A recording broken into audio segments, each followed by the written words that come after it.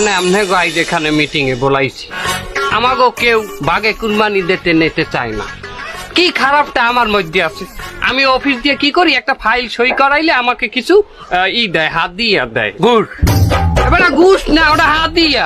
কেউ রাইটারে না দিয়া।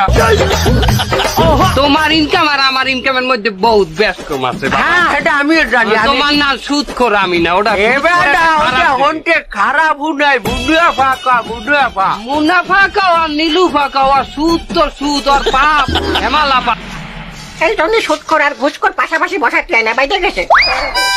এবার তোর কত পাপ আছে, আমার কোনো পাপ আছে? আমি কি করি? আমি ডাহাতি করি।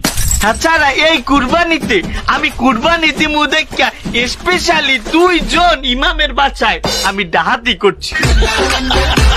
এই দুনিয়াতে ইমামের তাহার চেয়ে হালাল তাহা কি আর আছে?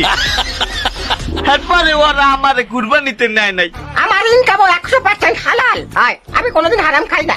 চুরি করলেও আমি হারাম হালাল বাইচে খাই। সেই দিনও আমি চাল চুরি করছি মাদ্রাসার থেকে। তোমরা বলো মাদ্রাসার চাল কোনোদিন হারাম হতে পারে? এই জন্য আমি সবসময় বাইচে হালালটাই চুরি করি, হালালটাই খাই। ওটা হারাম না।